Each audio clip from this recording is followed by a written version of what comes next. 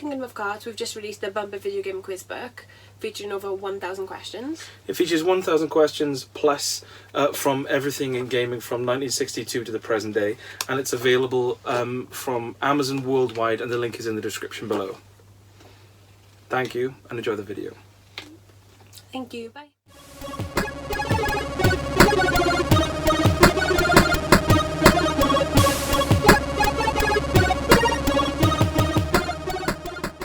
You were saying about you were mentioning earlier about Quak sounding like an Amiga puzzle platformer. Yeah. Made me think of Quicksack's Dizzy, Naturally. and then it just reminded me of a couple of months ago when I was going through like a load of our Amiga discs here, and the amount of cover discs I picked up, and it said, "Oh, a new Pac-Man clone, PD." I thought, "Oh my god!" So many of those discs had like public domain versions of Space Invaders and Pac-Man every month they were released. Astonishing, wasn't it? It was constant. I just remember thinking, "Oh my god!" Like a disc that comes through with like Amiga Action, it's got 40 games on it. Oh, hang on, they're all versions of Pac-Man. Yeah, it'll break out every one of them. I wouldn't care if there was 40 different versions of Breakout Room. Fine with that. Absolutely fine. Like, what an absolute bargain. Yeah, I think we talked about it before, that the kind of Amiga PD scene was the last time there was anything prior to like things going digital and digital distribution, there being like so much kind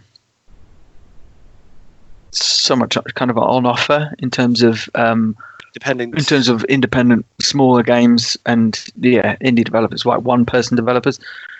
Yeah, because after that it became very very cartridge focused, didn't it? Very console focused.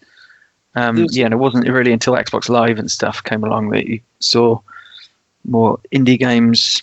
So something I've been noticing recently is obviously I follow a lot of developers on Twitter. People talking a lot about posting on like itch.io or itch.io.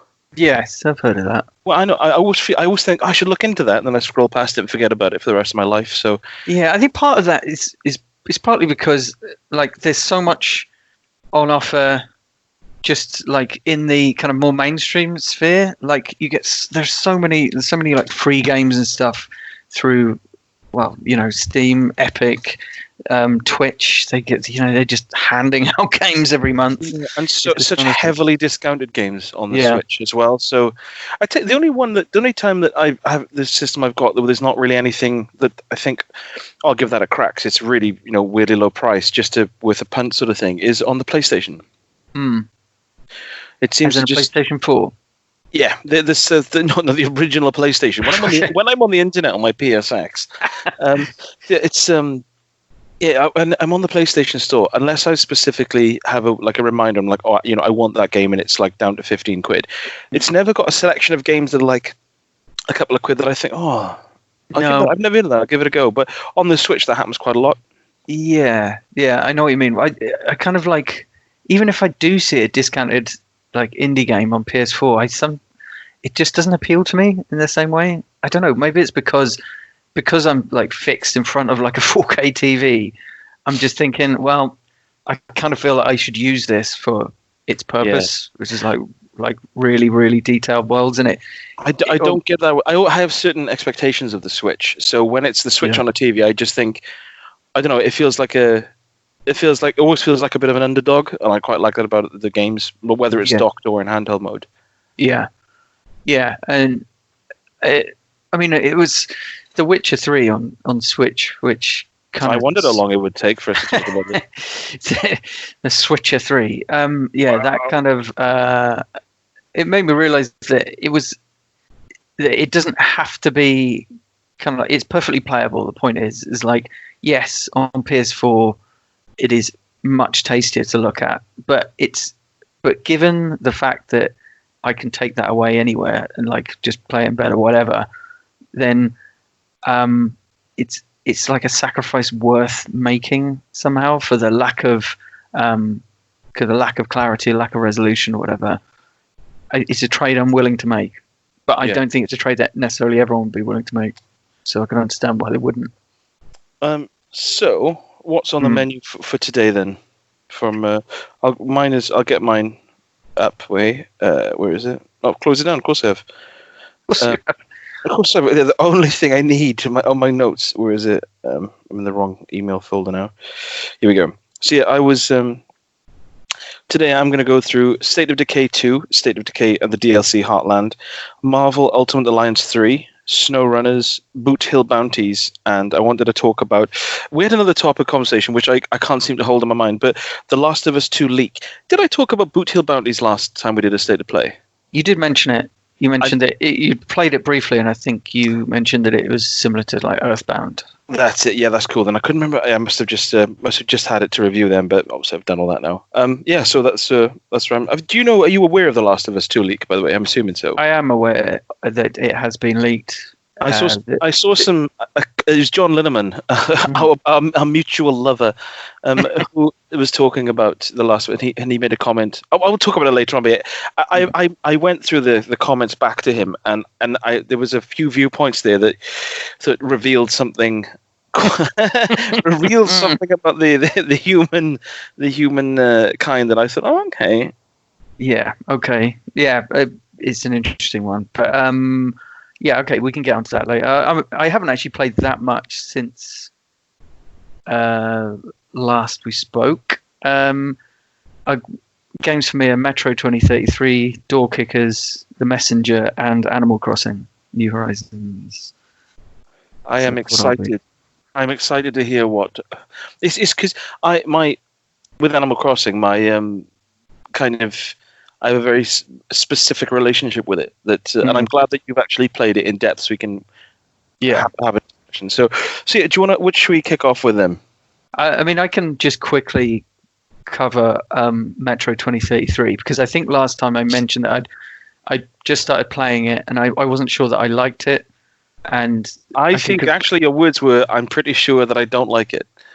Yeah, and that has been confirmed.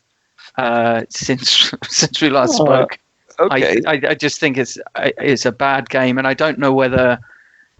I mean, I played it on Switch, so I don't know whether it's different on other systems, but I can't really imagine it. I can't really imagine the things I hated about it being fixed on other systems because they're so embedded in the game. I think my overarching love for miserable games set in system block overrode a lot of the issues you had, because every time I saw like a load of people eating their children or eating their shoes or like vomiting it into an empty pram, I thought, right, this is what I want. This is like this absolute destitution is like you're walking around thinking, oh my god, this is sad. It was very atmospheric, I'll give it that, but it was also like really clunky. And mind you, it is older than I thought it was. It's like 2009 or something. But then, really, wow, okay. I think so. I think it's around 2010 maybe. But there are games from that period which are still very, very playable. So that's not really an excuse. Outsiders, Ruben. Or what other first-person shooters? I mean, you can play Half-Life 2 today, and it still feels brilliant. But anyway, yes. So yeah, really clunky. Buggy as well, really buggy, confusing, endless cutscenes and these ridiculous transition sequences. Like when I say transition, I mean like a cutscene's one thing because you can just leave it to go, but transitions where you're forced to slowly follow someone are tedious. I mean, yeah, it's atmospheric, but also the environments are pretty drab and repetitive. I thought the stealth was poorly implemented because I didn't even realize it was meant to be stealth, or I could be stealthy for a long period. And the combat just has no weight to it. It's like, I mean, they talk about bullet sponges, but it just sounds like you're shooting at a sponge, literally. So a solid 9 out of 10 then. Yeah, definitely. Absolutely brilliant. Yeah, so that wasn't so good. But Door Kickers was amazing. So yeah. I'm very, very happy with that game. What a brilliant game. Yeah. That is a game that because I think I had it for review. It must have been about 4 or 5 months ago now, and then it's one that I kind of wish I had it on Switch as opposed to PS4. But right. I kind of every now and again I've like completed the vast majority of it single player. It's one of those games I would like to go through in like maybe a charity day of just going through the whole thing in local co-op would be fine. That'd be absolutely fine. It'd be quite funny to go through and try and get like 3 stars on every level. I think Like, I think we've just decided what was going to happen on the next charity stream. Because it's so funny going through like a whole level, and they only take 15 minutes tops, sort of thing. But and getting to the very last hostage and just shooting them in the head, and it's like no. It's so tactical. I love it. I boot it up every now and again. I'll just do like one mission just to like, because it's such a. It reminds me of something like Fire Force on the Amiga. There's just something about it, like the everything about it, like the music and the pixel design and stuff, and just the cool guns and the unlockables and the tone of it. That kind of like turkey necking, kind of approach it's got. Just makes me think, this is absolutely the repetitive kind of sound samples as well. It's so funny. So if for those who aren't aware, that it's like a 2D side-scrolling tactical shooter type thing, and the genius is that you can just kind of blast through the whole thing if you want. You can just kill everything, including the hostages, and you'll still finish the game. But the key is that if you want to get like 3 stars on each map, you need to be really tactical because you need to like do it perfectly, and that's when it gets really funny because you've got to choose the right loadout in order to achieve the goal you're trying to achieve. I chose the recon guy in the end because he's able to like peek inside dark rooms, and so you can kind of like, and you can silently open doors with him as well. So you can like open a door behind someone and then one shot them in the back of the head and stuff. It's pretty cool. But it's really satisfying. Would like to point out that this is Door Kicker's Action Squad, because I think Door Kickers is like a top-down PC. This is like a spin-off to it that appears to be just infinitely better than what it's originally based on. I like the way that the different characters completely change like your play style as well. So you can. I went with quite a tactical, stealthy approach, but I mean you can go in with literally a shotgun and a shield. Well, this is what I did when I started playing the game. I initially thought, well, obviously I'm going to go the Breacher because he's just in full body armor and he's got a massive shotgun. And I was just like getting 1 and 2 stars because obviously I'd literally boot the door open and then just shoot everyone in the face, hostages, everyone, myself. But then after a while, when I finished the first sort of section, I moved on to the next one, and there's a load of levels. It's got a lot of content. When I moved on to this, I thought, no, I'm enjoying this so much. I want the challenge. I want to go back. And you're right. I've started going back through it, trying to 3 stars and stuff. And there's an incentive to that as well, because of course, as you earn stars in order to unlock more stuff, which is cool. So there's like a really light kind of role-playing element to it, which I really like. And it's just really, really sort of compulsive. And the co-op is awesome because you can just go off and do your own thing, something which generally involves getting shot to death and having your buddy having to come and pick you up again. You say that like it's happened. No, I played it with my brother. We tried out the co-op, and we ended up playing for like 2 or 3 hours because it was just so good. Good. No, it is amazing, and it's one of those games as well that when I had it, I really enjoy it when in our WhatsApp group of friends, when one of us says, "Oh, I just got this and it's amazing," and then someone else buys it and says, "You're right, I'm having a whale of a time." It's like, oh, that's cool. It may be a game that would have slipped them by, Yes. Yeah. What have you been playing then? Well, I'll just go.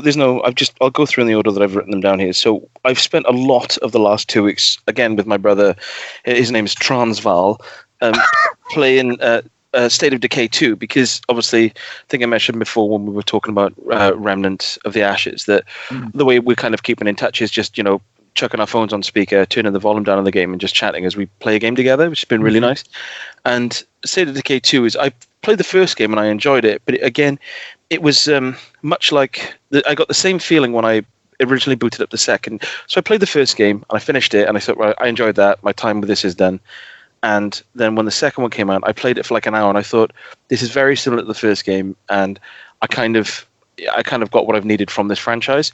And it made me feel the same way I did as when I played Shadow of Mordor and then Shadow of War. Yeah. I've kind of done with this particular gameplay loop. Yeah. And so my brother said, we'll play State of Decay 2, and it completely and utterly transformed the experience. Right. Ben Croshaw, for those who don't know, it's like State of Decay. The 2 games are very similar. in the as in the first and the sequel, where you are in a zombie holocaust sort of apocalyptic landscape, and you gather survivors together, and you've got to keep materials, building up your base, and keep them like healthy, keep the plague away from them, whilst building up your base so you can get better guns, better ammo. But it's very lightly implemented, so you don't get bogged down in it'll be like, well, okay, we've run out of food, and then you have to go out and do a run for food. It's like that kind of basic sort of level. Yeah. And what was I going to say? Sorry, I'm hungover today. I was up really late last night, listening to loads of music and drinking much more than I should. And it's fine as long as I'm running at full tilt.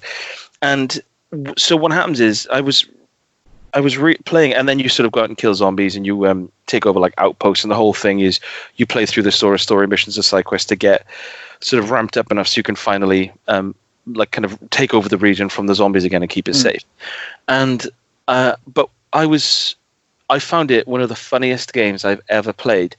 And it ties into something that Ben Yahtzee Croshaw said in a video I watched a few months ago, where he was talking about comedic games that aren't funny, and games that are funny because they give you a sense of freedom for ridiculous. They allow ridiculous things to happen. Yeah. And like the example he used was like Spider-Man, which the game I loved on the PS4. But when he's constantly like quipping and making these little jokes, it just sounds irritating, and like it's like low-hanging fruit all the time, and it's not actually funny. But like when I was playing State of Decay with my brother, the amount of times that he would just say something like, "You're shooting the van." What? And then I turned around and he'd be sitting in a car that was on fire, and because like a stray magazine has gone there, or like I would get out of the car and say, "Yeah, I'll just go in this house and I'll just pick up the satchel we need, and I'll just come back." And then they'll be like, "Oh my god!" And then there'll be a roar, and it's like, "Quick, I'm dead." And then he'll say, "Well, hang on, where are you now? Because I'm in there now and I'm getting attacked." And you're like, "Hang on, I'm in the car now, but there's no petrol. I'm gonna have to get some petrol." And it's just this frantic ridiculousness or like you'll be driving along and say, "Right, all we need to do is just drive over this bridge," and then you'll hit a brick and the car will flip and burst into flames, and you're in the middle of nowhere and you can see a horde coming towards you. And then all of a sudden, one of your characters will just say, "Oh, I'm tired," and then all your stamina drops, and you've got like no bullets, and you think, "Oh, this is not the time to want to go to bed." So it just creates these constant scenarios of just almost like movie brilliance that feel very, very personal and tied to the game you're playing. And I never got, and we're still doing it now. So we're playing the game, and I absolutely loved it. I must have put about 20-25 hours into it, to the point that we finished the main mission, and then we just started the same thing on the same gameplay loop on a different map, just to, and it's still just funny because these things constantly happen. Yeah. So I've really, really enjoyed that. Again, it's just a game that's transformative in 2-player. And then we said, well, let's give the Heartland DLC a go, because they released the Undead Studios released the Juggernaut edition of it, which has kind of got overhauled like a UI and graphics and stuff and extra bits and pieces. So we played the Heartland DLC, which is much more of a narrative-driven thing. It's not so much about taking over bases. It's just you've got one base and it's just getting through the storyline. And we were like, oh, that's cool. It's a bit different, so we'll do this. And what actually happens, Rupert, is that you're going around doing the usual stuff, getting ammo together, making sure that no one bursts into flames and stuff. And then standard standard gameplay, standard Mario gameplay loop. And then you'll and it gets to the end, and then the whole like final section of the game is trying to blow up these things called plague walls, and it's this thing called the gauntlet. The whole game builds up to this thing called the gauntlet, and if you can imagine this gameplay loop, right, it's permadeath. So if your character dies, they're gone. You can take up all the leveling up you've done is gone, and you've only got like 10 characters total. So you get to this thing called the plague wall at the end, and we didn't realize it was the end of the game. And you're surrounded by zombies, and when you throw this thing at the plague wall to make it like vulnerable to gunfire and melee attacks for like 15 seconds, which you have to go and collect tediously off certain zombies. All right. You have 15 seconds, so you're going hell for leather at this plague wall to try and drop it and get through, because there's 3 of them on the trot, and each of them has 3 energy bars. Every time you throw it, a plague juggernaut zombie turns up, which is something that literally, if it touches you, it eats your face and rips you in half. So, literally, I'm not exaggerating. So what happens is, at the end of it just becomes this really tedious, punishing grind that is clearly designed for 4 players and no less. So we got to a point where it was like, well, we can either just spend 8 hours just getting loads of, like doing stuff we don't want to do to just get through this final bit, or we can just say, should we just go back to the main game? And and when I watched the ending, I just went on YouTube and just watched the ending of what happens when you get past these 3 plague walls, and it's like a 10-second, just really boring video. So I thought you've thrown in this DLC under the pretense of it kind of being a narrative-driven experience that adds kind of more of a background to the game, and it just doesn't do that. It's just kind of funnels. You don't even get a 45-minute Kojima-style cutscene at the end. For God's sake. Talking about like not littering and yeah. So if you and it's free on Game Pass, and I heartily suggest it's a really good lockdown game where you can kind of get into it, with up to 4 people and you will laugh. You will be in these situations where you're like, you're waiting for someone to get you because you're slowly turning into a zombie, and then you're on a roof, and then someone will park a van beneath, and then the van will get overrun, and then you'll press the wrong button and fall off onto the floor and kill yourself in front of a van that then runs you over as they try to escape with what they've got. And you think, good, this is what I want. I want this kind of stupid clumsiness in this awful scenario. Is there any similarity with Dying Light? I want to say Dying Light. The one that the Dead Island people made. Oh, hang on, wait there. Am I getting confused? Was that the one that was all about first-person parkour? Yes, there was. There was a bit of that, and it was kind of open-worldy. And this is kind of an over-the-shoulder, lots of set vehicles and stuff. So it's a third person. Yeah, it's kind of its own sort of game. It's really cool, and they make apparently the Undead Studios who make the series have said that they've always been kind of held back by what they've got budgetary wise. Yeah. But apparently Microsoft have bought them out now and basically just said, look, just make the game you want to make, and just throwing a lot of money at them. So and that's obviously because it's Microsoft Studios, it'll be straight on Game Pass. So I'm really excited about the third game. Yeah, I sense that it could be maybe a Xbox Series X launch title, maybe. No, it would be cool. It would be cool. And the Juggernaut Edition stuff was brought along quite a while after the original game was brought out, to pretty bad reviews because it was really problematic from a technical perspective. Yeah. So if it's a launch title, that would for me is like a bit of a killer app because there's nothing quite like it. That sounds pretty neat. I'm gonna have to try it out at some point, possibly with you. I'd be fine with that. Absolutely fine. Guide me through that. Hold my hand. So that's my 2. Do you want to check another one of yours? I'll mention The Messenger. So this is a game I've gone back to because I actually played it last year sometime and kind of bounced off after a while because The Messenger is a weird one because it starts out as like a NES style 2D platformer. Well, this was the kind of really quickly, but just before, because my whole relationship with the game was I got sent a preview copy to check out. So I did it might have even been the full game, but I was doing like a preview article. So I played it for a few hours and thought, oh yeah, this is like a NES platformer, and I really, really enjoyed it.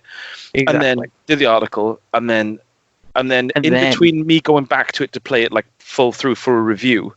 I think you had the review, or you did the full review of it. If I remember, I think I did. Yeah, and I because it's as you say, like the first few hours is like a really extended tutorial, basically, where you're collecting like skills and stuff, and it's like an old NES Ninja game mixed with a bit of Shovel Knight or something, and it's like really tasty and linear, and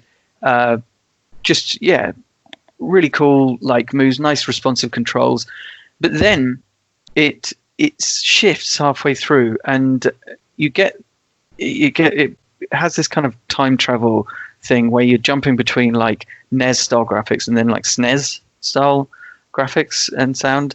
But not only does the art style change, but also it shifts into like an insanely convoluted, sprawling Metroidvania, where all sense of like purpose or direction is shrouded in pure bafflement. And so basically you've no real idea where to go, and I mean this is a sudden shift, and you've got no real idea where to go except for these clues, right, in the form of they're called prophecies, and you're basically attempting to find these musical notes. I think there are 8 of them scattered across the game world. It's quite nice little shades of Loom, LucasArts Loom in that part, which I quite liked. But It's good yeah, game, that is. these prophecies, they're like ridiculously obscure. For example, I wrote down an example of the first one. It's basically about it. The first one's about, it mentions a bird returning to a nest, right? So you look at the map and you think, right, okay, where would a bird go? You might get like an eagle's nest in the mountains, maybe, or it could be in the forest where birds roost, perhaps. But no, none of that. Actually, what it is the bird is you, the ninja, and the nest is your home village, apparently. So you're meant to work that out from the bird returning to its nest. Now, like they're all like really obscure ones like that. But isn't your name Beaky or Wing Flap? yeah, damn it! I should have put the clues together, shouldn't I? And also the clues, they're kind of delivered seemingly at random. So you'll go to your inventory screen and there'll be a clue there, and then you'll go somewhere else and a different clue will pop up. I'm not quite sure why they suddenly would change, but anyway. So the amount of backtracking, like at this stage, is absolutely insane. Especially if you don't have like a walkthrough, then you're just randomly just walking around these huge maps, these tough enemies, trying to find out where you're meant to go. Like, for example, you'll randomly come across something. For example, you find like a frozen staff in the mountains, and it speaks and it tells you, oh yeah, I want to be kind of like set free. But in order to defrost it, you need this amulet, it says. And then you have to go and find an amulet, but you don't know where that is. It turns out it's in the depths of some caves, like absolutely miles away. And all the while, all this is happening, there's some really challenging like platforming to traverse. You have to do multiple times, I guess. Yeah, absolutely, because you don't know where you're going. So, I mean, I like hardcore platformers. I'm fine with that. But if you combine that with almost complete lack of direction and no guarantee that you're actually going in the right direction, then it just feels really thankless. And on top of all of that, there are two planes of time.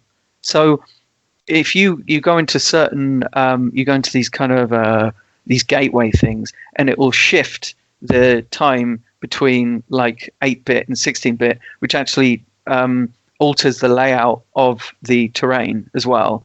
So on top of all of that navigation, you've also got two versions of the same environment, which is used cleverly at some points, but other times it's just completely baffling. I mean, you can purchase further clues from the shopkeeper up to a point, but the shopkeeper, that from memory, it has that like irritating, self-aware kind of humor as well. Oh well, I was just coming to that. But yeah, but of course the clues cost money as well, so which means you're effectively grinding to progress your way through the game. That was the other thing I was going to mention, is I absolutely hate the humor in the game, because it sounds like it's written by like a group of teenagers who want to write a sitcom or something. It's like really irreverent, wacky, and constantly like self-mocking, self-referential. Yes. And I wish they just played it straight. It would have been, and the humor had just come out of like the kind of, I don't know, the charm and the whimsy of the kind of the aesthetic. But no, it's got this really, like, they just keep going on and on, like making jokes to themselves, like loads of like self-referential jokes. That was awful. So I hate that as well in games. Saying all of this, I picked up a walkthrough to finish it off, because I thought I want to finish this now. Because did it come with a free skirt, or did you have to run this? Well, because I felt like I was quite close to the end, because obviously I had to play it significantly for review purposes. So and also we'll have to say to the listeners that you are at the moment, you have a really high completion level percentage on your Switch library. So yeah, because I do keep track of like the completion percentage on games on Switch, and I like the fact that it's so high, like, because on Steam, which kind of tracks your completion percentages automatically anyway, it's sort of around 30%, and it's just a bit disappointing. Whereas on Switch, I'm sort of around like 90-95. So it feels good to like finish something off and like, boost that. So anyway, so I got a walkthrough out, and as soon as I had a walkthrough, it was a really fun game because I was able to just go to places. I knew where I was going, and it's like, right, this is my task. I know I'm going in the right direction. And it felt good to kind of like traverse the environment. It felt good to defeat enemies and bosses and stuff.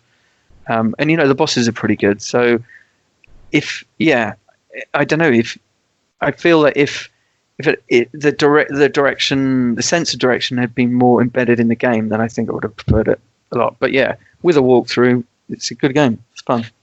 I know some people kind of like, we've talked about Hollow Knight before, which I've only played for like a few minutes. Not for any reason. I just played it and thought, and haven't gone back to it. But I know a lot of people find that with games that kind of give they call it hand holding. I call it a total lack of purpose and direction. Mm-hmm. Some people really embrace that, and they sort of think it gives them value for money. But for me, I just think I want the thought of like turning on a game of an evening. And then playing it for 2 or 3 hours and just happening to go to all the wrong places and then turning it off without actually making any progress and knowing that I'm going to have to backtrack through everything and that's really demoralizing. I find that a really demoralizing experience. Just don't have the time. Just really don't have the time to be, like you say, just like playing and maybe even having some fun, but making absolutely no progress is, it really is demoralizing is the word, dispiriting, another word. So Hollow Knight's definitely a worse game than the Messenger, because its punishments and its barriers are embedded in the very systems within the game. I've seen so many people on Twitter that I follow just saying that Hollow Knight's one of the best games of like the decade for them, and but then again, I know we're going to talk about them, but I heard the same thing about like Uncharted and The Last of Us, and obviously each to their own. But usually you can tell by the description of a game or what someone says they like about it. It's like they're basically just alarm bells for me, things I actively avoid. It is odd. The adoration for Hollow Knight, especially, is quite weird. I can't remember what I was reading. It was something like it was maybe an article of like the best games of the 2010s or something like that.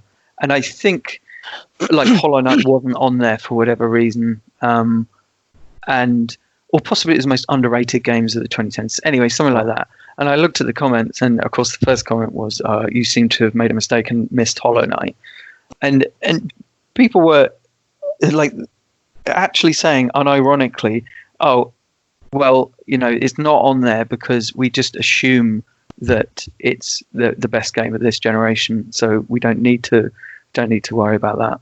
Don't need to add it onto list because it's just kind of assumption that this is the best game." But it's the same problem with like something like Dark Souls or something like that, is that I find that people get so invested in it and are so rabid in their adoration for it that there's this assumption that everyone's going to enjoy it and that you're doing something wrong if you don't enjoy it. When actually it's very specifically these sorts of hardcore games not for everyone. Yeah. Because they are deliberately made inaccessible for everyone. Yeah. Every time I did it, I posted on Twitter actually a couple of days ago. Well, actually, it was yesterday before, and I was sitting there with Faye, and I said we should play a game, and we played a bit of a hidden object one, just something a bit casual. And then I thought, I know what game I really want to play, and I don't know why I'm not doing it, and it's Peggle 2. So I just put a Peggle 2 on, and I think I uploaded it to Twitter with the hashtag Hardcore Gamer, because there's just the whole like inaccessibility, like embracing the inaccessibility of stuff. I just think. I don't know. Like I actually got my mother into Peggle, and she's like well into it. Like she's on like level 20 or whatever now, and it's just this weird kind of sort of self-importance that people have just because they like something. If someone else doesn't like it, then they're wrong. It's a really dangerous mindset to have. Yeah. It's like it's like I said, like this assumption that if the reason why people don't like it is because they're not good enough to play it, because so therefore they're kind of like they're excluded from even having an opinion on the game, or suggesting that maybe it's like just unpleasantly hard or inaccessible, then it's their fault somehow for not being good enough, rather than the possibility that maybe it's just an inaccessible game in the first place and a product of needlessly exclusive designs in the game itself. I said it before, like I'd love to explore the world of Dark Souls and Bloodborne and stuff like that. And so if they introduced like an easy mode, then I'd play it, I'd buy it, I'd give them my money. So I don't really understand why there isn't there. My brother was saying that when we played Remnant of the Ashes, a lot of people were saying it's kind of like a Dark Souls-esque game, but with gunplay, with a focus on gunplay as opposed to melee combat. And of course, when I was playing it, because I found it accessible and like the difficulty was kind of perfect for us, because we might have done some bosses like say 10 to 15 times, but because there's such short bursts, you can just you die, you can just start and go back to it. All the grind was kind of removed from it. It was just down to like when people play games and when they watch films, they obviously look to get certain types of emotional responses, and whether it be like a film, like people watch. When I watch a horror, for example, my ideal response to a horror film is like when something unpleasant happens or something like really full on. My ideal, like what I look for in horror, is for me to think, "Oh, right." Well, that is like the perfect response for me. I don't want jump scares, and I think that one thing I do not want when I'm sitting down to play a game, regardless of the genre, the one thing I don't want to feel is frustration. Yeah, I don't want to boil with rage and backtrack. So those things are really not for me. That whole thing. But then again, Remnant of the Ashes, I don't know what. I'm sure there's multiple difficulties, and it's designed to be played through, like a new game plus sort of thing. But when I was playing it, I didn't think, oh, this is like a Dark Souls game, because I was enjoying it. That was the key difference. Yeah. I think the part that troubles me is that like this attitude that it's almost like part of the pleasure in those sorts of games is the knowledge that some people won't be able to play them or are excluded from playing them, and that's what bothers me about it. And I think that's why they're so defensive over the idea of like an easy mode being introduced or a story mode being introduced, because it's like, oh, it's not the original vision and all this kind of stuff. And I think From Software have actually come out and said that themselves. It's not the original vision. That's fine, but understand that you've got to be self-aware enough to realize that part of the reason that you love the game is because it's an exclusive thing just for people of a certain level, but just for people of a certain patience level, apart from anything. Yeah, and I do not have the patience. Right. What's next? Right. So a slight change of tact is one of the games that, again, my brother very kindly bought for me as a gift, which is awesome. Thank you, Casey, Transvaal, if you're listening to this. Is he bought us a copy each of Marvel Ultimate Alliance 3, and it ties in really well with what we were saying before about the Diablo. Well, I think last time we talked about Don't Die Minerva.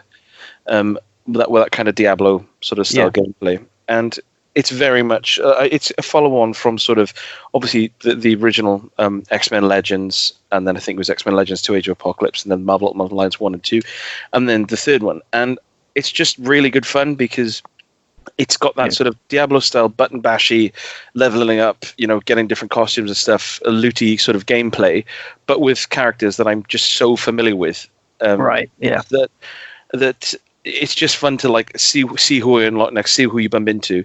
And I've only played a few hours of it, but it's something I'm really enjoying because it's kind of another game you can just sit down and we've got it on. I think we've got it on. There's like 2 difficulty levels. We've got it on the higher one, and it's just the perfect level of like you come up against a couple of bosses and it gets a bit shaky, but you can kind of get through if you use tactics. And that's another one I'm really liking. And it just shows with like when I played Don't Die Minerva, like you said, because of the atmosphere and the tone of it, because the games are all effectively identical. You walk into an arena and you get swamped with enemies, and you button bash your way through. But with Diablo 3, where we were kind of tired of it after moments, and the fact that some people play it for hundreds of hours, I just think, well, I'm glad they're having a good time and I'm glad they're enjoying it, but that is not something that appeals to me. So it's just nice. It's like you go through, there's some fun bosses. There's good, obviously solid voice acting and a load of familiar faces. And the Punisher's a DLC, which I fully intend to purchase. But again, it's a game that is transformative in multiplayer. Yeah. And I probably wouldn't play it single player because I wouldn't get the maximum enjoyment out of it. And it's just a really, really fun game that if I finished and if you and Co-op Chris came over and said, "Oh, you up for this?" I think I'm absolutely fine with going through that again. So like when you unlock costumes and stuff, presumably these costumes they kind of reflect some of the costumes from the comics, like like there's comics through different periods, and like Spider-Man's got about 40 million because of the sort of alternate timelines and stuff. You unlock different powers that you can kind of switch out for what you've got there, and there's a really labyrinthine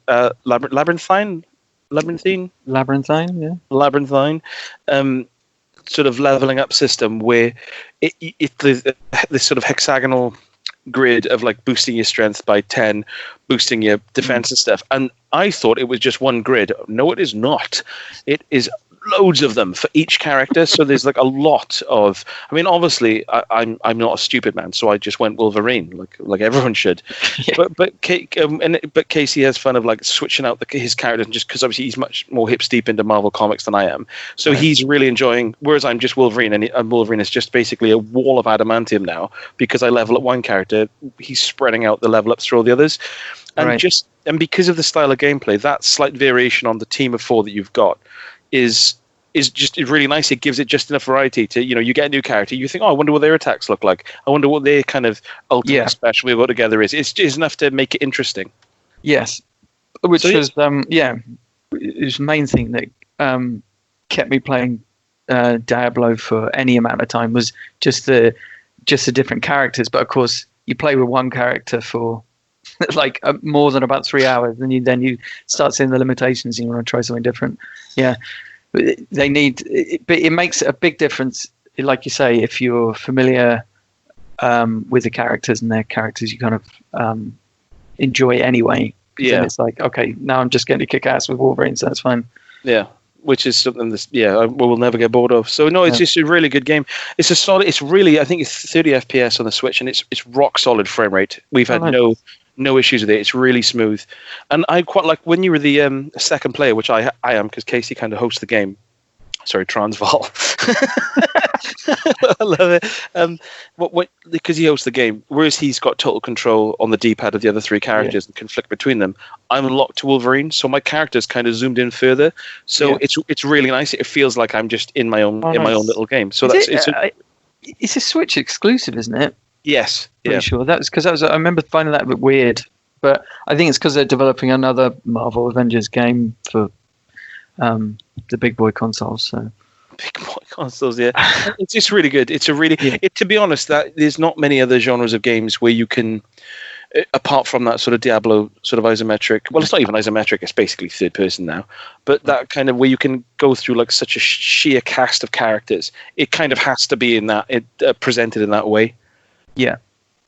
So no, it was really the thumbs up from me. I'm absolutely loving it. Oh, good stuff. So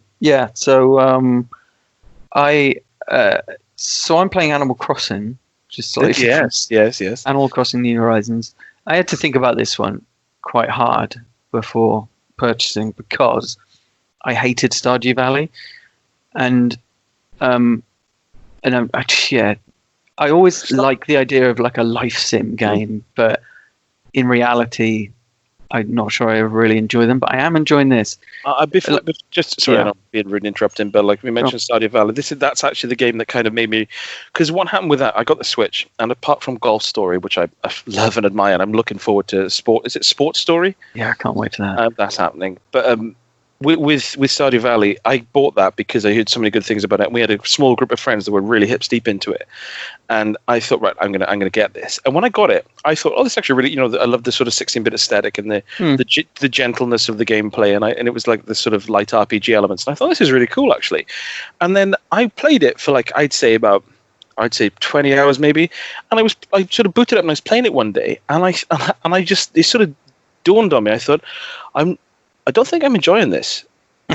I think I really like the idea of it, but it's just really not for me. So I just stopped and I never went back to it. And then so when Animal Crossing came out, I just thought, I'm watching Faye play it, and I'm thinking I can really, really see the draw and the appeal, and it looks amazing. And because I'm working from home, when she's playing it, I can kind of hear the sounds, and she's always telling me what she's up to, and I love being involved to that level. But I know I would never sit down and do it myself. You can hear the little voices when they have their speech bubbles, and it does that kind of garbled nonsense and voice. So funny. Also, I managed to change the sort of when she talks to people, the sound effects that play, the little musical notes that you can alter. I've changed it to sound like the introduction to one of my band's singles off the first album, so I'm happy with that. Good. Stardew Valley didn't. It annoyed me. It annoyed me from the very start, to be honest, because. There's this introduction where it's like all about getting out of the capitalist rat race, and then instantly it becomes a process of massively profiting from your farm, as you sort of hang about. Out of the capitalist rat race into instead profiting in a rural capitalist. Yeah. Like it's all about, and it suddenly becomes a numbers game. So that annoyed me, but I just found it so directionless that it got to the point where after a few hours where I literally was walking around, I had nothing to do. I didn't know what. I thought, am I really just going to grind to get some more seeds for some more flowers to water them? It didn't seem like there was anything else happening. It didn't feel like a particularly alive world. Now, the genius of New Horizons, and I've only played it for a few days to be fair, is that it does keep drip feeding you kind of purpose in a way that it's almost like training you how you're meant to play the game, which is essentially you're meant to log in every day, but over a long period and not for long sessions. It almost like it dissuades you from having long sessions, but it persuades you to evenings. Everything pretty much shuts down. So so like things, for example, you'll unlock like a new building or something like that, and basically you'll put down, you'll know where it's going to be, but it'll be like, right, well, it's going to take a day, sort of thing. Or you can upgrade your tent to like a little house, and it's like, well, that'll happen overnight, sort of thing. So it's like it's almost like you can't really grind it all in one go, if you sort of mean. Instant gratification. So, which is quite nice. It's quite a nice way of training you to do that stuff. And I like just mentioning the stuff about Stardew Valley. And I like the fact that in this, it just wears its capitalist agenda completely on its sleeve, obviously in the form of Tom Nook. But it just unashamedly says basically that the good life requires income, and income is obtainable through hard work and patience. And I think, well, that's good. That's honest. I mean, you just that, that's just it, isn't it? And the way it kind of dishes out rewards is the same kind of very carefully calibrated model that's used in mobile gaming with loot boxes, effectively, and stuff like that. Except, of course, without the gambling, and it's all in game. So it's kind of using those addictive qualities without it being poisonous and vindictive, basically. So I've been playing it for a few daes, and I'm in the kind of routine of logging in every day. So you dropped out for a second there. I'm enjoying the kind of routine of logging in every day, doing a few tasks, chilling out by the river, and then kind of logging off with a mild sense of achievement, and I'm fine with that. I'm absolutely fine. I genuinely think that if it wasn't for the lockdown, I would not have thought about going into this game. Yeah, I think they've been amazingly fortunate. Yes. That this lockdown came at exactly the time when this was due to be released, and it is the perfect game for lockdown because it's something I can idly play while I'm waiting for my hard drive to boot up in the morning before work, sort of thing, and just chill out, catch some butterflies. I didn't realize that there was such a subculture to it because, like, I was chatting from my perspective of it, like with Faye playing it, like people setting up like Twitter profiles as their character so they can contact other people and go to their islands and stuff. But it seems like a really healthy subculture. Like it's all really positive. There's something, it's there's a thing that happens every time you go into someone's like house or go into meet like Tom Nook in his little cabin or whatever.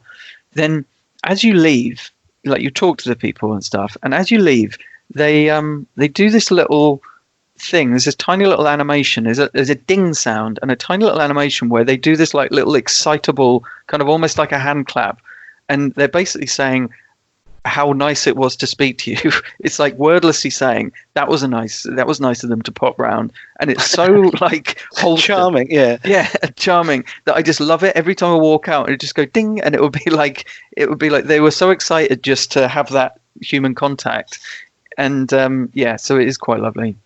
But we'll see.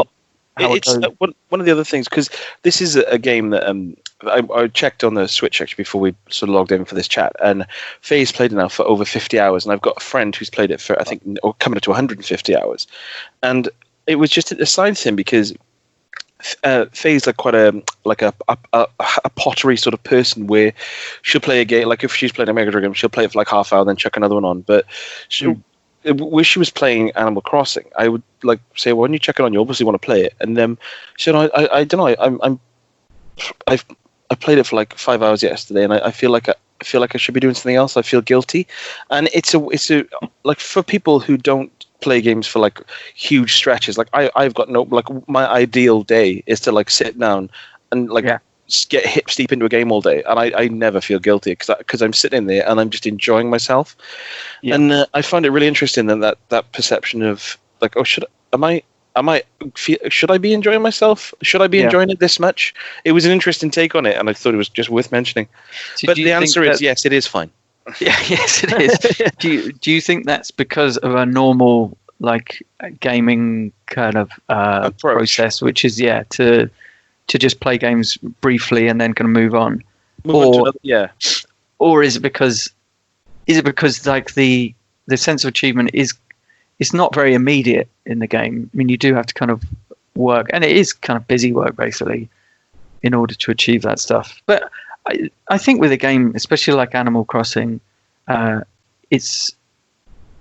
think that overall its outlook and its kind of message is so kind of wholesome that if any game is going to make us better people, then it's probably that one.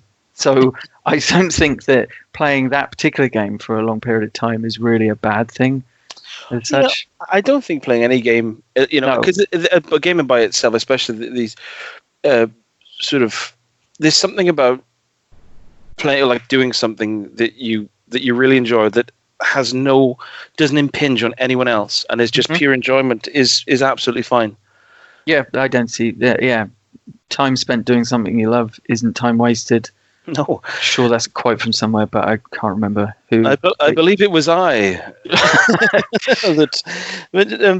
So Animal Crossing again, and if we could do like in a couple of weeks when we do the next one to come back to it and see what you're feeling. Yeah, see if it's still grabbing me. Yeah, part of the other reason that I thought I'd dive into that is because there isn't really anything else on the horizon except for Streets of Rage 4. Horizon, if you will. Wow. Streets of Rage 4 is out tomorrow, although it does concern me that I can't see any reviews for it online, which is a little bit worrying. But because it sounds amazing. Oh, I'm just clicked on Eurogamer, and they've given it their top marks. Oh. So they've said it's essential. Good. They have so they have a kind of 4-tier review system. They have a void for awful games. They have just blank for most games, and then they have recommended and essential for very few games. the top. So yeah, that must mean it's very, very good indeed. The thing is, it's payday tomorrow as well. Ah, damn it. Oh, no. Beloved Beat 'em Up gets the Sonic Mania treatment. Good. Oh, right. Okay. Okay. That's a really good sentence. Yes. Just quickly going on Metacritic now. Streets of Rage 4. Metacritic score of 81. So that's pretty good. Yeah. While you're on Metacritic, just for old time's sake, can you just check out what the Metacritic rating for Hello Neighbor is? Let's have a quick look at that, shall we? Hello Neighbor, no you in there. It's only the PlayStation 4 version I've got here. So there aren't enough reviews. There's only 3 critic reviews on there, but the top one is 45 out of 100, and it's got an average user score of 3.8. Good. That's my kind of barometer for how humankind is moving forwards as a collective whole. Yeah, forget coronavirus, and our response to that is all about really how we react to Hello Neighbor Metacritic scores.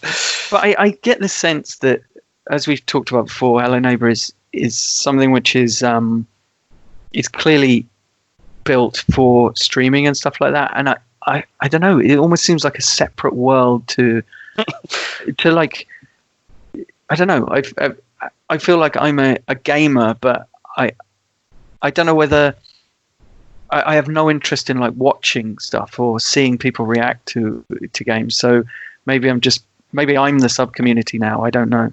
Maybe it's normal to have an interest in games that you play and also an interest in games that you just watch. It's an interesting thing as well, because look, with the because we're in a couple of groups on Twitter with like it's mostly the retro gaming community, but like I'm not a big fan of the term retro gaming anyway, the gaming community. And there's people who stream and people who've made a lot of money, especially from like streaming certain things like Fortnite and FIFA. Faye was telling me the other day about someone who's made a lot of money for it that she kind of saw on a show, and they were just saying how it's kind of sucked to their enjoyment out of gaming because they've become effectively a commodity. And they have to play the same game over and over and over again, day in, day out. It's become a job, and that's one thing that I would never want, is for because gaming is such a vast landscape of enjoyment for me that like every aspect of it, from like, you know, chatting to you, playing it with Faye, or just reading about games, the history of consoles, the thought of like monetizing it and making it become effectively work would be an absolute nightmare. Yeah. That's not a world I want to live in. So are we okay to move on from Animal Yes, Crossing? Yeah, absolutely, yeah. So it was the other one. This is going to be a relatively brief one because it was a weird one, and it's Snowrunners. Game. So for those who don't sort of know about it, Snowrunners it's a sequel to a game called Mud Runners, and it's effectively like a really slow-paced trudge of a game in the best possible way, where you play like a long distance sort of haulage trucker, and you're in these sort of really harsh landscapes, like filled with just forests and thick mud, waterlogged roads and stuff, and you've got to basically do deliveries and stuff. And I really thought the game was cool. Well, I played it for only about 4 or 5 hours so far, and I played it. I thought, this is really cool. I love the fact that it's a really nicely well designed game, and it's such a niche market. But I think, as much as I think, oh, this is really cool, that it is really fun to get logged in and winch yourself out, and when you make a delivery, there's a real sense of achievement because you have struggled. And there was a moment when I bought an engine snorkel and for my truck, and I could drive through like puddles without my engine stalling, and I was genuinely like, yes, take that, body of water. But after a few hours, I think it is very repetitive in what it does, and I can imagine, and there's such a vast amount of trucks and upgrades and side missions, and you can really tinker with the minutiae of it. It almost feels like Car Mechanic Simulator, where it's obviously like a very well regarded game, but for a very specific community of people. And I will dip back into it. I think I will keep it installed, and I will dip back into it. I mean, I've got to review it, so I've got to keep playing it. But I kind of wish I had more of, like you said, more patience with those sorts Yeah. of games, because I kind of really, really want to enjoy it more than I have, which isn't a reflection on the game. It's just, it's like, it's so hip steep in what it does and so dedicated and, not sort of twisting towards like pleasing towards, like we said, instant gratification for the player. It's so in depth that and it's obviously got the developers obviously got a real respect for the trucking community, because through the load screens and stuff, it'll come up with these little sort of facts and statistics about the industry and how important it is and how hard it is. And it's like, oh, that's quite cool. It is cool. But it's not something that you can just chuck on and think, oh, I'll play this for a bit. You need to really dedicate some time to it and click with the gameplay. Yeah. So yeah, that sounds like it sounds like one of those a cult classic in the making, really, isn't it? Yeah, I hope they keep going, because it's really cool. It's a really cool idea, and I quite like really the kind of weight of the vehicles and how clunky they are and how tough it is to drive around. It's not like arcadey at all. But yeah, well, I've noticed. I mean, it is being marketed quite heavily. I mean, I opened up Epic Games earlier. Yeah. And it's front page on there, so it's obviously quite. They're obviously throwing their weight behind it. Yeah, I mean it's on the first page there, so yeah. I don't know whether it's maybe an Epic exclusive on PC for now. I don't know. But I've got it on PS4. I'm not sure on the PC side of it, but no, it's a very good game. But it's one of those games that you'd say, I would definitely check out a demo first, or make sure you know what you're getting yourself into. Yeah. It's not just like hurtling across like mountain ranges and stuff. It's like very slow and doing like flips and stuff. Yeah, it's very deliberate in its. But that's fine. That's fine. I mean, like I think I mentioned it before. I mean, it makes me think of classic movies like Wages of Fear and Sorcerer, which I think was a remake of Wages of Fear, in fact, which is of course an action film about very slowly transporting lorries across difficult terrain. Oh, was it nitroglycerine as well they were transporting? Yeah, I think so. Yeah, I think it was in both films. Of course, Sorcerer, William Friedkin, starring Roy Scheider. Actually, completely flopped on release, as far as I know.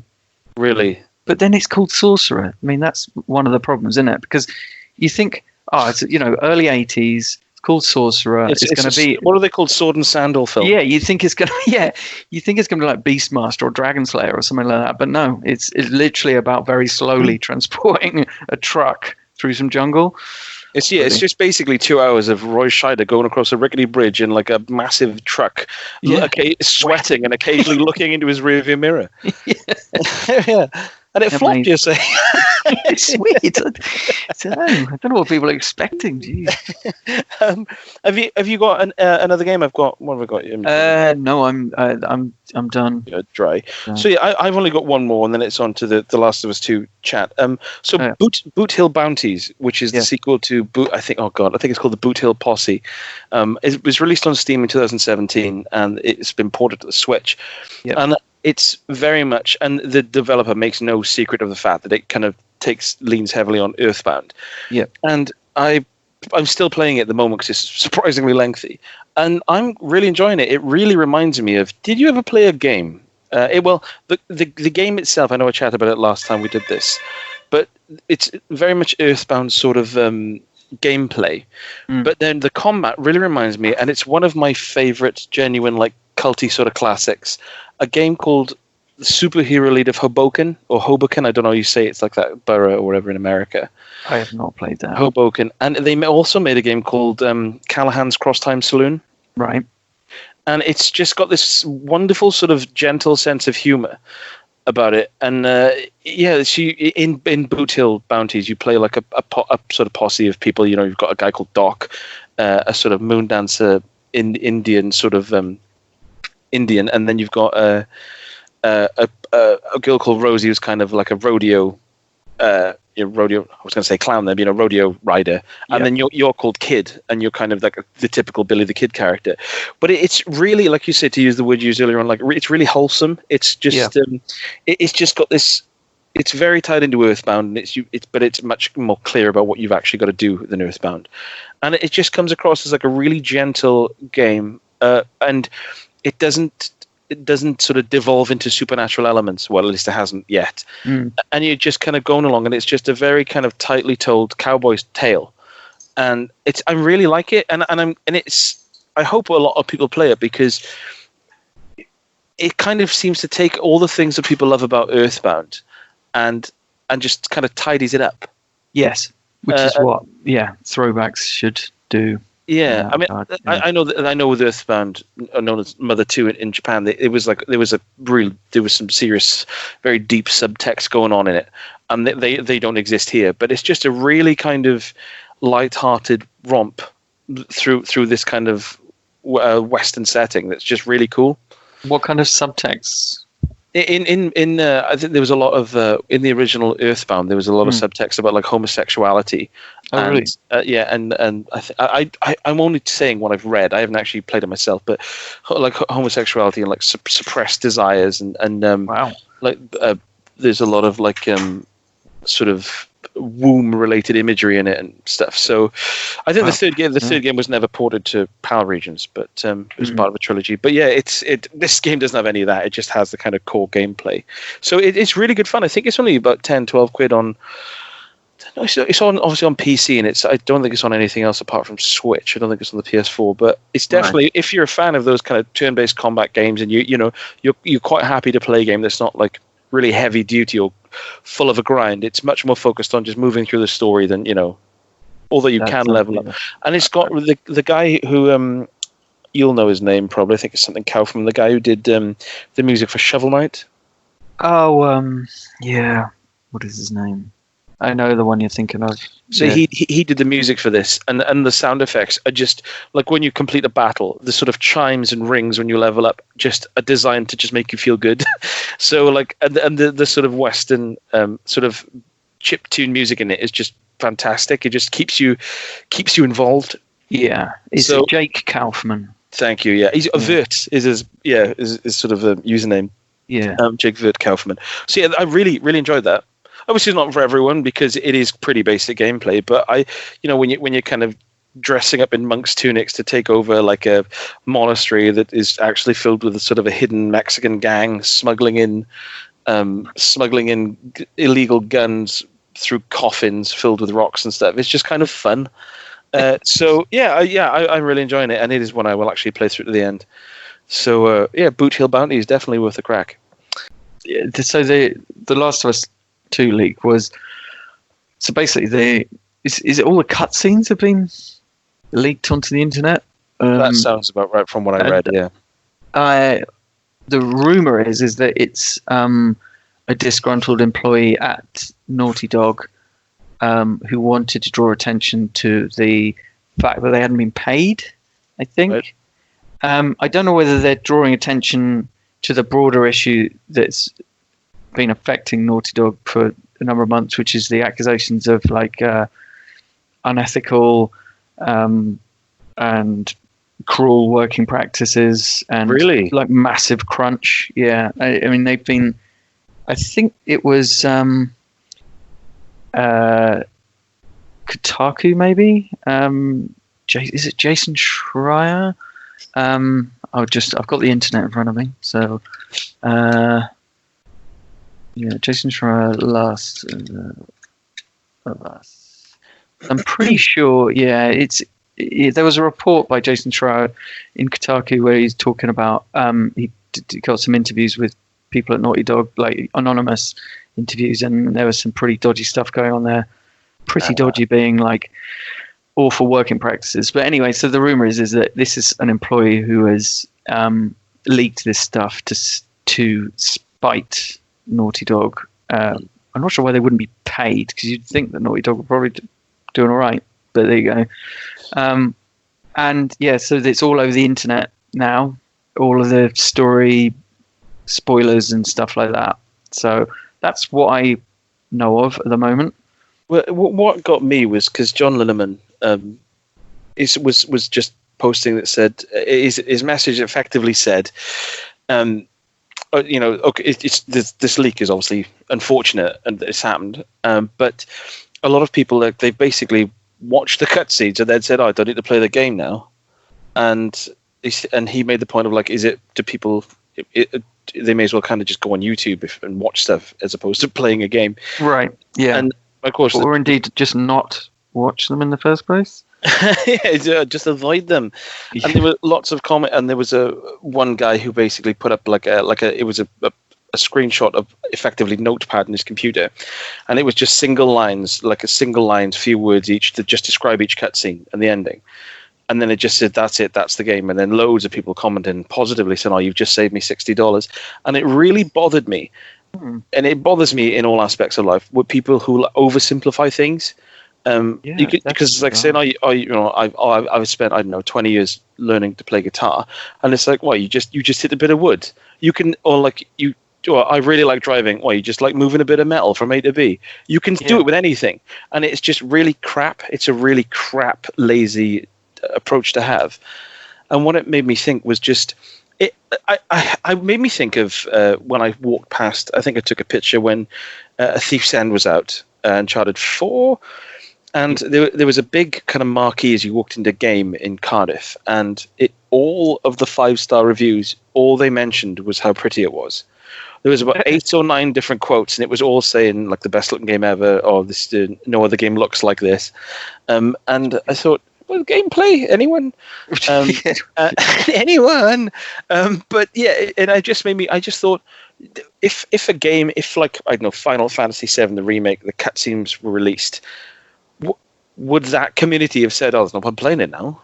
Yeah, but playing a game is different to watching the cutscenes, surely. Yeah, like I can understand why people would be annoyed at the leaks, insofar as like it makes it harder to avoid spoilers or whatever online, because that seems like a sensible approach. Because if you're really that bothered about this story, then just don't watch the videos. But I can understand that if there are people who can just spoil things in an instant, then that would be quite an annoying position to be in. But also the bit that seems a bit distasteful is that there's such an uproar about the leak and how annoying it is, and all this kind of stuff.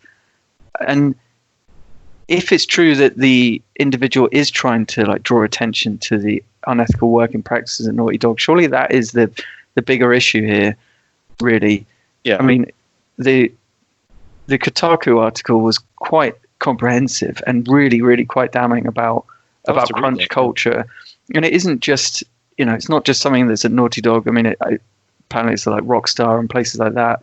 And it's indicative of an industry where the games are getting bigger, more expensive, more detailed, more expansive, but they're also trying to like lock in release dates and stuff like that, and it's become a bit untenable, really. And so, really, that should be the discussion in a way. I know it's kind of a separate issue, and it is inconvenient that you might get your game spoiled, but it seems to me like there's a bigger issue at hand anyway. And it just seems a pity that the person who leaked it is getting attacked for what they did, and whereas Naughty Dog are kind of like getting away scot-free again. You see what I mean? Yeah, like they kind of, the sort of woe is me, when really, yeah. I'll have to read that article. But for me, like my take on it was just that the whole thing about, well, if you've seen the cutscenes, you don't need to play the game, which seemed well, that's bizarre, isn't it? Because it's like, well, does that mean you're? Why would? Well, it's like he said. Well, why wouldn't you just watch it on YouTube then? Wait until it's out. Someone's going to upload all the cutscenes on day one, aren't they? So and just watch it like a movie. Yeah. Because to me, it seems like you don't. Well, maybe some people do buy a game for the story, but that seems pointless because you might as well just watch a movie. If it means that much to you that you're literally not going to play the game at all, then what's the point of playing the game in the first place? Why are you playing games full stop if you've no interest in the actual gameplay?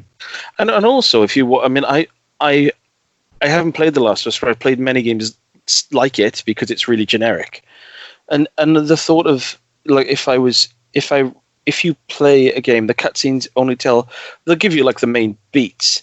But if you are if those people who are really invested in the first game, a truly good narratively driven game would have a lot of the story told through gameplay.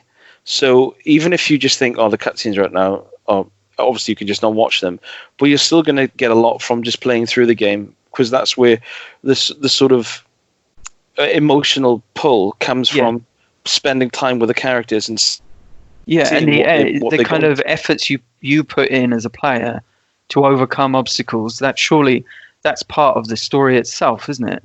Yeah. Because it's all well and good to have a cutscene where someone's looking kind of exhausted and bedraggled, but it's different when you've played the game and gone through an experience where your characters, got through something through your kind of skill, and then it cuts to the cutscene and it's like, all right, I know why they're kind of exhausted now. Yeah, I know whether because I experienced that. I think I'm going to mention Hellblade again, naturally, because in that, so much of, I mean, it does have cutscenes, but so much of it is embedded in the actual gameplay itself, and it's a bit of a spoiler. It's a massive spoiler, really. But like, at the end of that game, the whole point is that you're not meant to win, and it's an impossible task that you're set, basically, and that's the whole point. And that is the kind of takeaway from the game at the end. The kind of emotional climax of it is the fact that you have been put in this impossible position, and you just keep fighting and fighting and fighting, and it just gets harder and harder, and then you're meant to fail. And that's the point at which she has this kind of realization, this kind of self-realization about herself, and that's the emotional climax. And it wouldn't work just as a cutscene. Really. What? Just like 15 minutes of just like cobbled together cutscenes. It wouldn't get the same emotional payoff. Yeah, exactly. But and that's the thing, and that's what's so brilliant about the end of that game, is because you share her kind of exhaustion and her relief that she doesn't have to fight anymore, sort of thing. So, and like, I don't know about The Last of Us 2, but in that game, it's necessary for you to actually play the game through to the end in order to achieve that kind of realization, that narrative satisfaction, if you like. Yeah. So the idea that you just get the same out of watching a few cutscenes seems bizarre. Yeah, and also quite like I don't know, like it seems to be downplaying the achievements of Naughty Dog as well, really, because if you love the work that Naughty Dog have done, it seems weird that you would reduce it to just their cutscenes, because surely if you love their games, then you love the act of playing the game. Yeah. I mean, it's just, it was a weird one. I mean, just people's responses to it, because I mean, I know neither of us were of that crowd, but there was a huge amount of people. Like, it was so critically lauded and so well loved by such a massive amount of people that, like you say, to just think, oh, I've seen the cutscene, or I can see the cutscenes now, there's no point in playing it. It just seems to like miss the point of what a game fundamentally is. And like you say, supporting the developers that have made it, and seeing what, so many aspects of just watching the cutscenes of a game, like the controls, the intuition, the sort of the whole musical score, the pacing. The pacing of it, it's so bizarre. But I just thought it was interesting to. Did we have? Was there, again? I can't hold this information in my mind for some reason. But was there something else you wanted to talk about? There was like another topic we mentioned, or we could leave that for next time. We may have to leave it for next time, because it'd be interesting to think of some other examples. But on the back of the messenger, I was just gonna. I wanted to talk about like crippling design decisions in games, because that is a classic example of where like a decision about design is just threatens to completely just like ruin the game, I don't just mean bad games with bad design, but games which are otherwise very good, but then for some reason there's some crucial element to it where the developers decided to go in one direction. You're like, wow, well, why would you do that? Because it's so close to greatness. I think that's the key, is finding games which are close to greatness but have one real massive, crippling, obvious flaw in their design. And there must be others, and I'm pretty sure there are. And we will find them. Yeah, we will. Yeah. Cool. Yeah, I mean, it could be a controls thing or something like that. I'm just thought of a control thing, actually. I remember playing Wind Waker on Wii U, the HD remake, which is beautiful and amazing, and I really, really wanted to play through it. But it didn't have... This was back in the days when I used to use, like, flight controls to do... Oh, God, you're in a bit of controls, yeah. Yeah, so I used to be... fine with Super Mario Sunshine. No one's fine with Super Mario Sunshine's camera. But yeah, in that you couldn't reverse it, so I had to learn. I had to relearn my whole way of thinking.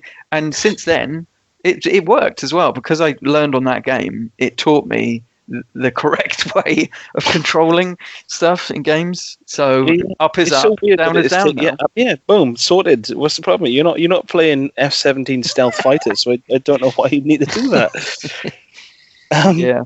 So obviously we're on to that part of our rich show where it's game of the episode, basically. Yeah. So well, for me, I'm going to say Door Kickers, Action Squad for me, because it's just so compulsive, and one of those games where I didn't just want to finish it; I wanted to 100% it. So yeah. Although obviously New Horizons has been quite a revelation for me as well, but Door Kickers would be the one. It's always nice. So there's always a nice sort of difference between having a game that you really love, and then like for me, which is kind of an ongoing thing that's luckily been captured in these chats with Remnant of the Ashes and State of Decay, where it actually just completely changes your outlook on a certain aspect of gaming. Yes, which is quite lovely, really nice, isn't it? Yeah. It feels like a door opening, because it's like, well, I assumed that this was a whole genre or subgenre that I just wasn't ever really going to have access to, because it just didn't grab me. It just fundamentally didn't. But then we find an example of it, like in your case, State of Decay, in my case, Animal Crossing, where it's like, I think I might get it now, actually. Yeah, and obviously it's not going to be... You're not going to suddenly go out and play every single example of the genre, but you can pick and choose ones that you're going to have like a really good time with. It's possible. So for me, I'm going to be cheeky enough too, because I'm going to have from a multiplayer online perspective, which I must admit I treat very differently from single player games. With State of Decay 2, not Heartland.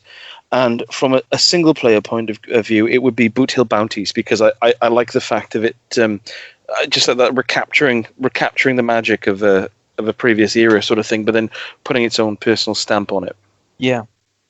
And I didn't realize I'm not a huge fan of like the Western films, but I do like. I'm thinking about like West of Loathing, which is one of my favorite games of all time. I do like games in a Western setting, I think. Yeah. I do like, and I do like Western films. So it could be up my Strasser. Right then, well, so that's it. Yeah, that's everything. Is there anything you want to say, or? I don't think so. I think I'm especially looking forward to Streets of Rage. Streets of Rage, yeah. I'm going to be getting that tomorrow. I'm going to be getting that tomorrow, I think, and I'll play through that with Faye. Yeah, so I'm just going to... I'm going to be all over that instantly. So the thing is, though, is it Switch exclusive? It is not Switch. No, I think it's out on all platforms. Oh, what am I going to buy it on? Well, I'm sure I read somewhere that it was coming straight to Game Pass. Really? Yeah. And I thought about that, and I thought that's cool. I mean, I suppose I could try it first. I think I'm going to end up getting it on Switch anyway, because I just it's the kind of game I really want in my hands and want to be able to just have a quick go on whenever. but maybe worth trying out. Let me just search for this. Streets of Rage 4 Game Pass. Streets of Rage 4 hits Xbox Game Pass on April 30. That's amazing. So I'm basically playing it for free. That's fantastic. That's my favourite thing. Yeah, so I might give it a go first, and assuming everything's good, then purchase it on Switch. That's fine. That is fine. Yeah. It sounds amazing. Like the fact that you can just play all of the music from previous games stuff. It's just, and I love the art style. I know some people won't be up for it, the HD art style, but I love it. I would literally trust my firstborn child with a lizard cube. Yeah. So when they said it was lizard cube, and a few people were like, "Oh, I'm not sure of the art style," I thought I'm totally fine. Whatever decision they make, I'm assuming it's the right one. It's not. It's not really about the art style that I'm bothered about. Is as long as they get the feel right, and yeah. And I know that from the developers' diaries, they went back to Streets of Rage 2 because they basically just wanted to go to what everyone loved, and they spent a lot of time getting the feel right of the kind of connection between the characters and stuff. So if they can get that right. There was a problem there. I don't know if you kind of sort of fizzed in and out on the audio, but it sounded like you said they went back to the best one, and then you said Streets of Rage 2. You didn't say Streets of Rage 3? No. I think that there's absolutely nothing wrong with the audio, and it was the correct thing to say. All right. I see. Yeah. Hopefully you can get the music from Streets of Rage 3, though, which is just a load of weird glitch techno. It's bizarre. It's like MIDI Auteca. Just get a loop. If there was a button in the menu that said, "Do you want to just select the most intense parts of Streets of Rage 3 to just play as like an audio GIF for like the duration of the game?" Or alternatively, you can recreate it yourself by taking all of your pots and pans to the top of the stairs and pushing them down as you shout at them. So yeah. As you sing over the top. Yeah, so looking forward to that. So we'll have plenty to talk about next time. Obviously, we can play it online, Brett, but only 2 player. Well, the thing is, I know I'm going to have to play it at least 4 times because I'm going to play it with Faye. Then my brother's going to want to play it, and then 3 times, and then when the lockdown's over, 4 of us are going to need to meet up and play it again. Yeah, I'm going to be all over that. That's fine. Right, well, love to you, and I shall speak to you soon. All my love. Take care. Bye-bye. Bye for now.